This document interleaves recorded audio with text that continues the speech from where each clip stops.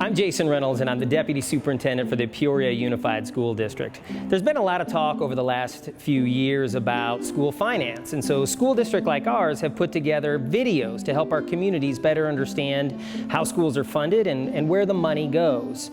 They've used all kinds of creative approaches for these videos, and as a team, we sat down and talked about how we might be able to better capture your attention. We talked about doing animation. Funds in the maintenance and operation bucket pay for the day-to-day operation of our schools.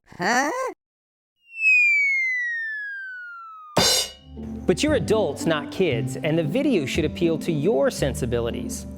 What about a musical? 5, 6, 7, 8.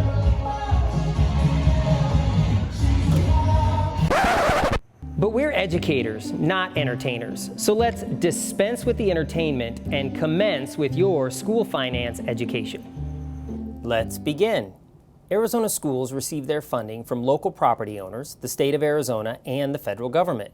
Local and state sources provide about 90% of the funding, and the remainder comes from the federal government. But unlike your own budget, the use of those funds is restricted by law on how the funds can be spent. Before the district can use the funding, it is split into two separate buckets. Approximately 96% of the funds from local taxpayers and the state are placed into the maintenance and operations bucket, with the remaining 4% going into the capital bucket. The 4% of the budget in the capital bucket pays for durable items that are owned or used by the school for many years, like furniture, buses, textbooks, and technology.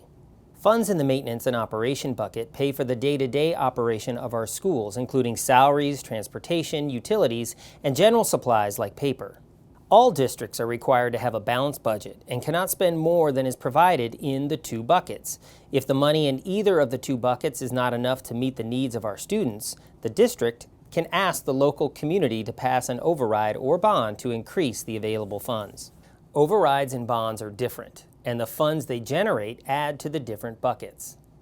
Overrides provide additional funds for the maintenance and operations bucket, and thanks to our community, a 13% override passed in November of 2015, which allowed us to bring back free all-day kindergarten and to provide salary increases for our staff, as well as support invaluable resources such as assistant principals, nurses, arts education, reading programs, gifted education, athletics, and extracurricular activities.